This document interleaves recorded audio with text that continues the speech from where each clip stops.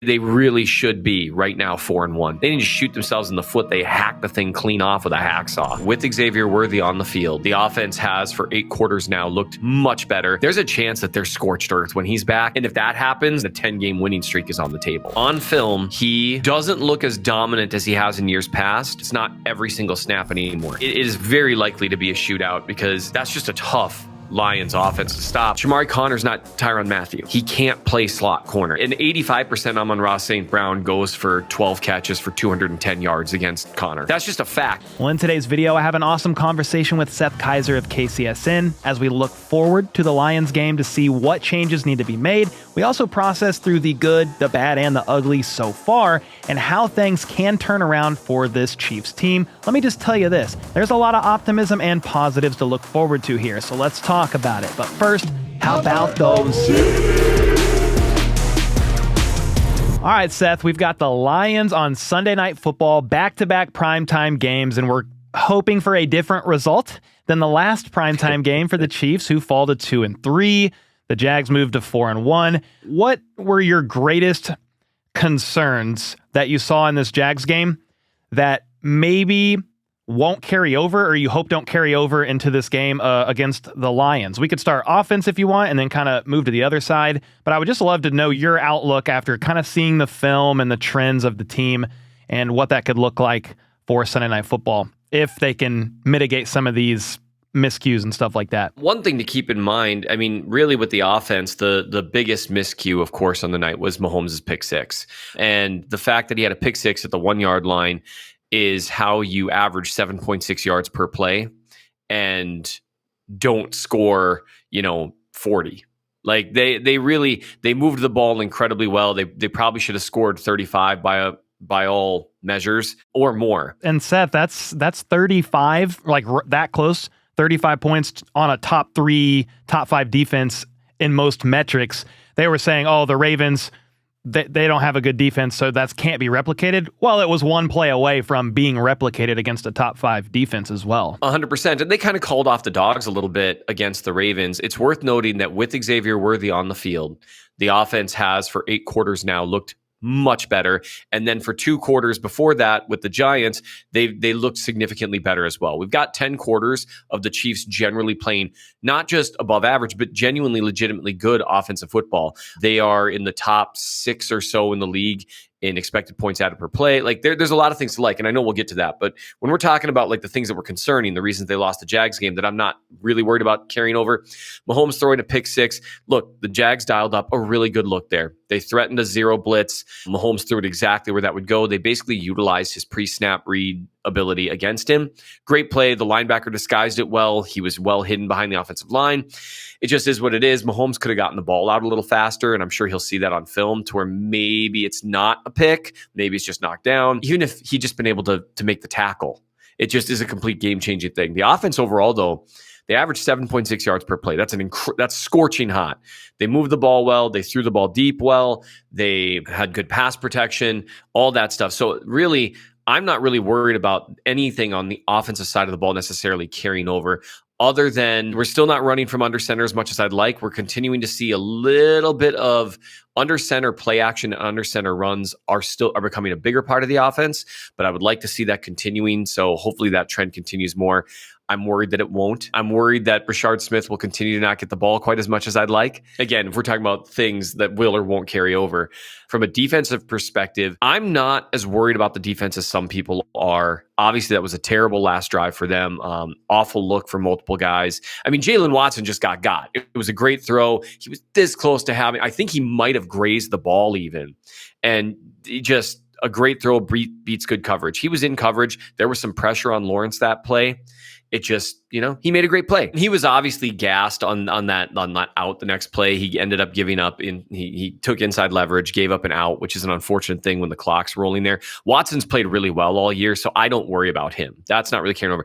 If you look at the film, the coverage, other than Shamari Connor playing man coverage as a slot corner, which we can talk about, the coverage is pretty sticky. Their coverage looks a lot better than it looked last year. So I'm not really worried about that. A great throw and a great play by the receiver, even that kind of sneaky push off there, that was just a great play. And something we always tend to view everything through the prism of our eyes as Chiefs fans. But let me just ask you, if Mahomes had made that throw, right, and whoever made that catch down the sideline, we'd be talking about what an incredible play they made, not that the opposing defense blew it. Now, the Chris Jones stuff at the end, and not just the Chris Jones stuff, I've said this in a few places. You know who's thanking their lucky stars that Chris Jones didn't hustle on that play like he should have? Charles Omenihu, who got absolutely buried and gave Trevor Lawrence a lane to run through on the left side. There's a reason there was no one there. It's because Omenihu got destroyed after playing a good game overall. Jerry Tillery, who bumped into Drew Tranquill, who otherwise I think would have tackled him, would have tackled Lawrence. Jones, just to get this out of the way, I'm not worried about Jones. On film, he doesn't look as dominant as he has in years past. He still looks really, really, really, really, really, really, really, really good and dominant for large swaths, but it's not every single snap anymore. So I'm worried about that to an extent because the entire pass rush is built around him being dominant constantly. And that, maybe Omar and Norman Lott coming back will help. Ashton Gelati's continuing development. Omenihu's playing a little better. There's things that can help with that. On tape, to me, he looks overall good. They need him to be generational. And the defense has needed that from him for years. That's a big ask. Remember what we were talking about in 2023 and parts of 2024 about what they were asking of Travis Kelce? That's how it feels at times with the defensive line and Chris Jones right now. It was a bad look for him. He was clearly gassed. If that third down goes a little different, we would be talking right now, and I'm talking the third down as in Watson knocking down that pass. Yeah. We would be talking right now about how Chris Jones single-handedly split an attempted double team and created the pressure that led to a sack. And then the next play, it was the attention the Jags were paying to Jones that led to the pressure that got the throw off a little more quickly than I think he would have liked. We'd be talking about how Chris Jones once again closed out a game. He was gassed after that. And so what he did, the Jags offensive line, they bunch up on the interior. He sees that he's not going to get through. He knows he doesn't have it in him to overpower anyone. So he did what I've seen him do before. You not drop completely, but as in you stand up and you fill passing lanes. You look to knock down a pass. He's done that many times and made huge plays doing it. He didn't expect Lawrence to fall down. And then when he fell down, that's where, to me, the bad look starts, where you got to change up what you're doing. You can't count on other guys to make the play. So it's a bad look for Jones, but he played pretty well throughout the night. If you look at what he was doing in terms of double teams and how he was splitting them, the attention that he was drawing, and still winning enough to get Lawrence off the spot a few times, that stuff matters. So I'm not too worried about that. Some of the things that caused them to lose that game, I'm not that worried about because some of it was just freaky stuff that happens. They had so many things had to go wrong for them to lose that game. You had the dropped INT because Bolton and Tranquill were, inadvertently fighting over it and right. PBU'd themselves, which was just a fluke thing. Trevor Lawrence falling down. Chris Jones just kind of standing there. It's a very awful look, and I think it didn't help that post-game, he just kind of said, we got to make that play, and I put that on the defense. If he just would have came out and said, look, sure, I was gassed, no excuses, I should have had more effort, I put that on me, that's something like Mahomes would do, even if it's not technically all your fault. I think just a little bit more accountability from him on his own lack of effort, even gassed or not, would have sat a little bit better with fans. So he's getting a little cooked for that. And then I think they're over analyzing that one play and saying, oh, Chris Jones, he's just not getting any effort. And George Karlaftis is by far the best defensive lineman on the team right now. And look, George Karlaftis has been great. He's actually tied for first with Aiden Hutchinson in 31 pressures, but not all pressures are created equal. Karlaftis is getting more opportunities because of Chris Jones getting doubled, whereas Aiden Hutchinson is the Chris Jones for the Lions, or D-line rather. So I look at their pressures and stats a little bit differently, and that's where you're heading into this game against the Lions. They've got Hutchinson. They've got a banged-up cornerback room.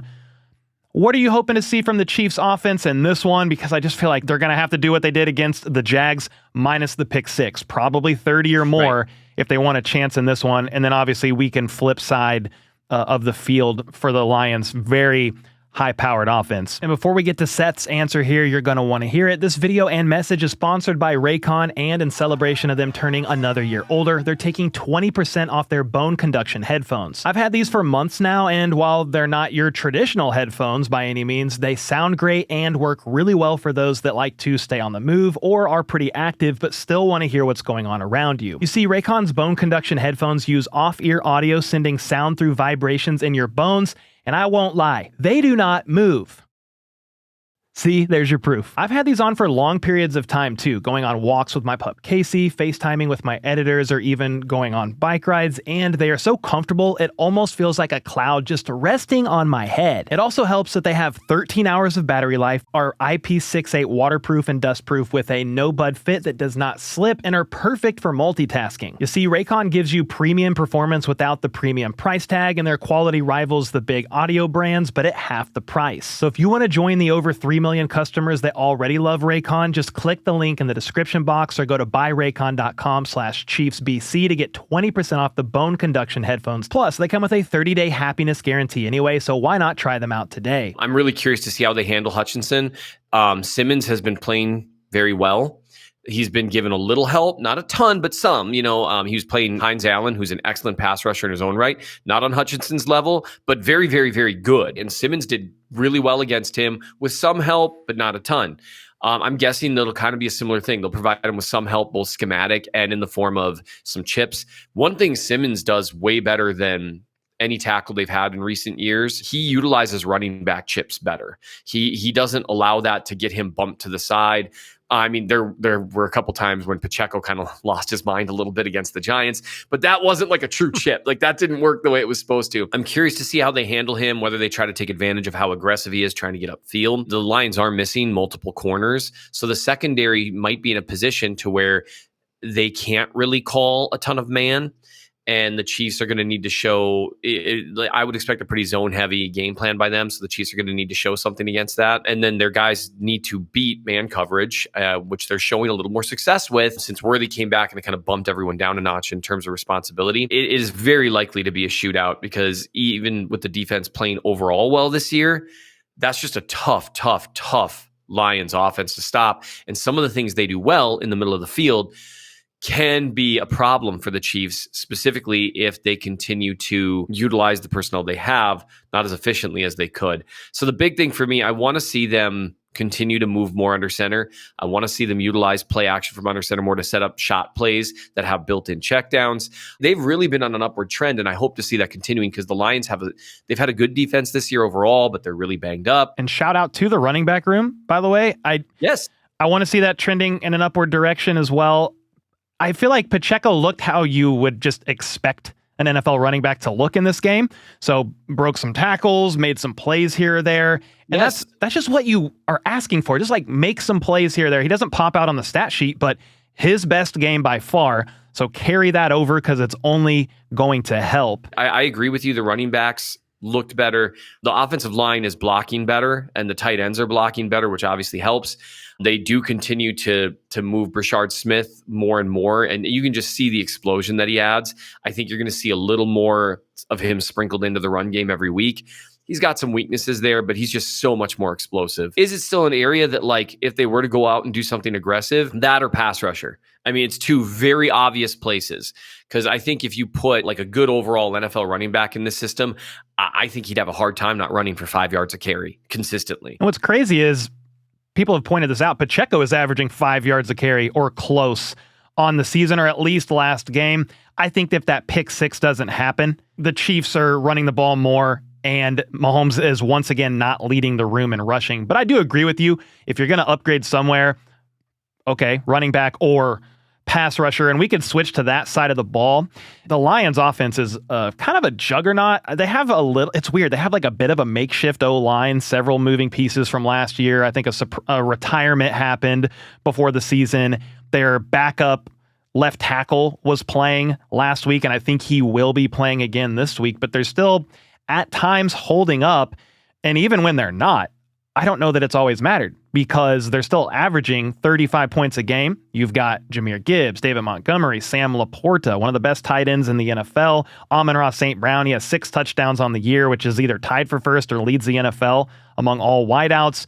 You then have Jamison Williams, Tesla as their young guy. So you have so much to worry about. Jared Goff is a statue in the pocket. I'm very grateful for that. Maybe he'll still scramble against the Chiefs because they made Trevor Lawrence look like Lamar Jackson out there. But when you're looking at this offense and the Chiefs defense, I mean, good God, man, I don't know that you can have Chamari Connor in coverage on Amon-Ra St. Brown with the game on the line on Sunday Night Football. Like I might lose my mind and delete my YouTube channel if that happens. Joking. But what are you hoping to see and see differently, especially against, like, the Jags are a fine offense, but the Lions are a great, fantastic top 3 offense. And they're overall well coached. I don't think their system's quite as smooth as it was with Ben Johnson, but they're still very well coached. It's largely very similar stuff in the system. I do worry about the way they exploit the middle of the field. I know that Spags doesn't feel entirely comfortable with Noel Williams. Christian Fulton is practicing. You have a guy who's been a competent NFL corner for years in Christian Fulton, and you've got a rookie who's played really well. Those guys have got to be on the field. One of the two of them, I don't care, pick one, on nickel snaps. They've got to be on the field.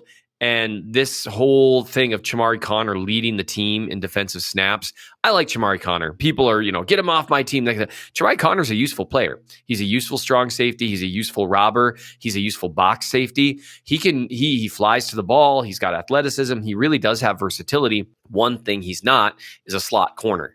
And they keep lining him up as a slot corner, including in man looks. And I understand you can't only line him up in the slot when you're playing zone, because then that would be an easy tell for opponents. But if they decide to use him similarly to how they used him against Jacksonville, that could be a game deciding thing, because the Lions are a smart team and they will just start spamming targets to Amon-Ra St. Brown. He could have 15 catches. On Amon-Ra, real quick, he didn't practice yesterday with a wrist injury. I think he plays, but it's just worth noting that Amon-Ra might not be 100% out there, but even a not 100% Amon-Ra St. Brown, he's still going to be one of the best receivers that they've gone up against this year. And particularly from that slot spot, an 85% Amon-Ra St. Brown goes for 12 catches for 210 yards against Connor. And that's just a fact. Now, you can help him, you can do things, but you know what would help him even more? If you didn't put him in that position. Because even Trent McDuffie is going to struggle. Like, him and Amon-Ra St. Brown had some really incredible reps against each other in that 2023 season opener. That's one thing that is an easy patch for the defense. And it's not quite as simple as this, because I understand Spags loves it when he can have 3 safeties on the field. But Chamari Connor's not Tyrann Mathieu. He can't play slot corner. And that's what made Matthew so great at his apex. He could play slot corner and was excellent at it, legitimately. Justin Reed could get away with it. Chamari Connor just is not, he doesn't have the flexibility, the change of direction to do that. And so he gets left behind. So the easiest thing, you got to get Williams and or Fulton. And if Fulton is still coming back to health and you're worried that Williams doesn't know the whole defense, then platoon them.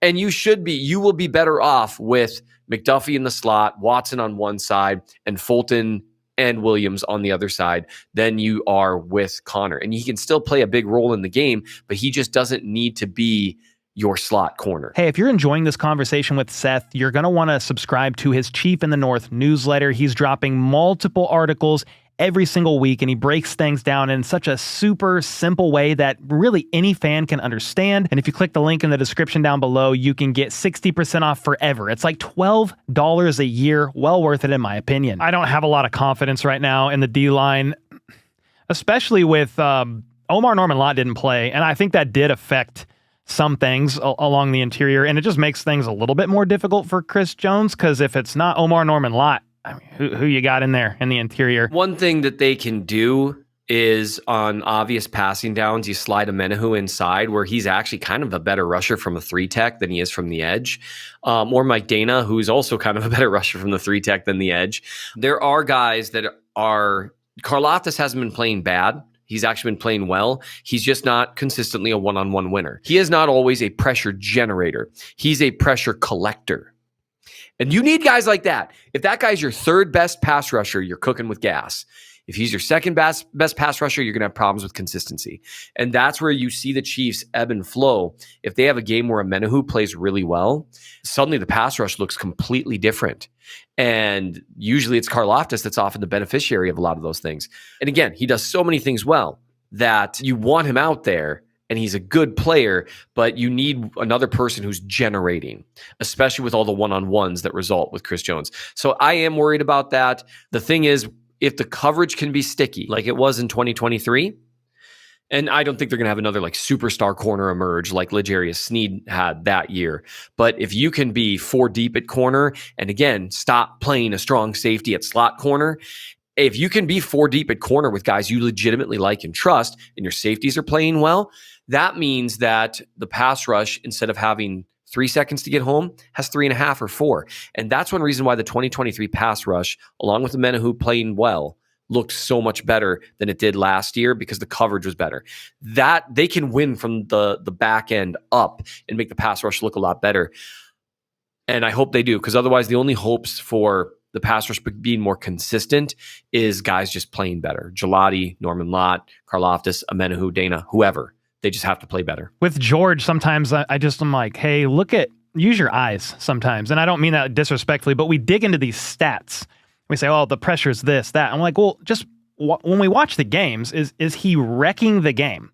That's my question. And you're right. To me, if Chris Jones and somebody else aren't playing Chris Jones is always playing at a pretty high level. We know that. But if somebody else isn't kind of rising to the occasion, I think that's when you're seeing George impact the game sometimes, but a lot of it's that pursuit later, which is fine. But yeah, we need somebody to step up. If they want to make a move before the trade deadline, trade for Joshua Uche, the guy that you never used anyway last year and has more pressures than Dana and Amenahu combined. Don't trade for Uche, but go. If you want to go get somebody, I would not complain in the slightest, but will they actually do that? I have no idea. And regardless, they're not going to do it before Sunday Night Football. So we definitely need these guys to step up a little bit, because if you allow Jared Goff to just sit there and go through his reads, somebody's getting open. There's too many weapons. There's too many weapons, and he's a really accurate thrower when he's got a clean pocket. One thing you know about Jared Goff, and I want to circle back to Spags here in a second if we can. Yeah. One thing we know about Jared Goff that separates him, generally speaking, from elite quarterbacks, if you can legitimately get to him and rattle him, you can really lower his level of play. Which, again, all quarterbacks have their level of play lowered when they're rattled. I mean, even Mahomes does, Josh Allen does, Lamar Jackson does. That's just a universal truth. With Goff, because he does not have that second play button the way Mahomes, Allen, Jackson do, it impacts his game even more. But if you let him stand there and he's clean, like you said, they've got too many weapons all over the field, and even as good as the Chiefs secondary has mostly been this year, someone's going to get open. Amon-Ra St. Brown is not a guy you can cover for 5 seconds. I will say, I don't expect to see a similar Spags game plan to what we saw against the Jags. They were having so much success with some of their blitzes, and then they kind of just eased up a little bit. Now, and Lawrence made some great throws too, and maybe they were nervous with the way, but like he was escaping through the B gap and they know how to deal with that, those delayed looping blitzes, or just looping an edge inside. There's ways to deal with that they do against Jackson, against Allen, against a lot of other quarterbacks, and they just did not push those buttons. I would expect a better game plan from Spags, because I don't remember the last time he had 2 games in a row where I was like, it wasn't so good. So I do expect to see more aggression to try to. Now the thing with Goff, he'll get the ball out quickly too. So that's why blitzing against him doesn't always work. But if you do it correctly, we saw this against the Ravens, because that Ravens offense is terrific. And that's the thing. We're 2 weeks removed from the Chiefs taking the best offense in the league, and after the first drive, putting them in an absolute chokehold. And we were talking all week last week about, man, this defense maybe's got potential to be as good as 2023. And all it takes is one pretty game with one really bad drive. I mean, they had the Jags in a chokehold for a while too. And then the drop pick happened, and then just kind of one thing after another. I think there's a strong possibility that you're going to see Spags do a really good job generating some pressure on Goff and having that first hot read covered. It's just all going to be about what they do at the middle of the field, and Amon-Ra St. Brown. And there's that. Laporta, Jahmyr Gibbs is a dual threat back. He's been a little quieter through the air, but that scares me. Yeah, that's like mismatches of Bolton on Jahmyr Gibbs or something? Like if they just create like these weird coverage mismatches. No, that scares me. And that's what I'm trying to convey is you're absolutely right. Like, I mean, if they end up with Bolton as the sole linebacker on the field and they're looking some kind of, man look with maybe one single safety, or maybe they're running a zero, and suddenly you've got Jahmyr Gibbs running a Texas route with Bolton in coverage on him. I mean, that's a 60-yard touchdown if you're not careful. Gibbs scares me. Love his game. He's so good. He's like a more juiced up James Cook. Like, I mean, he just really, really, really great player. So I those things do scare me in terms of the middle of the field and in terms of potential mismatches. How are you feeling about this game in general?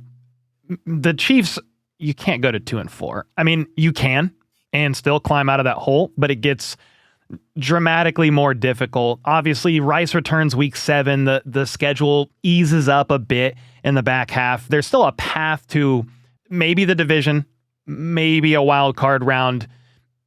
There's still a path there, but it gets a lot more difficult if you aren't 3-3 after 6 games rather than 2-4. So I view this as kind of like a playoff game. You're at Arrowhead. You are favored by like 2.5. I don't know that really matters. Most people are picking the Lions to win, but how are you feeling heading into this game and with your mindset right now? I think they really, really want to win, which they always want to win.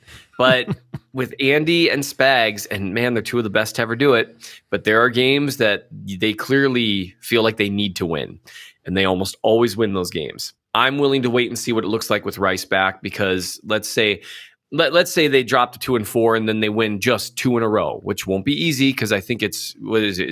Is it Raiders, Commanders, Bills, or is it Raiders, Bills? I can't remember. It's Commanders and Bills right before the bye week. Right. And so, because then, okay, let's say Rice comes back, because the offense is like really been in terms of how they're moving the ball, it's been like a top 7, top 6 offense without their best receiver. There's a chance that they're scorched earth when he's back. And if that happens, the entire thing gets thrown out the window and a 10-game winning streak is on the table. But the problem is you almost have to have that. And you're just narrowing that path to success. So 2-4 makes it to where, yeah, you really do need to win 8 straight games at some point to have a legitimate shot at the division. 3-3, maybe you still need to win 6 straight games at some point. You raise the margin of error. And the back half of the schedule looked a lot easier coming into the season than it does now, with some of the teams playing better than expected. Like the Colts, for example. And, thank goodness they don't have a defensive coordinator that has consistently given Mahomes problems. Lou Anahuno? Oh, some of those games look tougher than they did when the year started. And so that's just something to take into account. Denver always plays them tough. The Chargers played them tough. The Raiders always play them tough, even when they're kind of goofy. And so I don't think it's a must win. If they're 2-4, I won't be despondent, but it will be like, man, the offense better be scorched earth when Rice comes back or they're in trouble. If they go 3-3, now you've got an opportunity to get above 500 and maybe be at like 5-3 when you face the Bills, and suddenly you're in a better position. It really is a bummer because they've lost 2 games that they should have won. And that they just they didn't just shoot themselves in the foot. They hacked the thing clean off with a hacksaw. And that's where they really should be right now, 4-1. And that's their own thing. And that means your margin for error has shrunk considerably.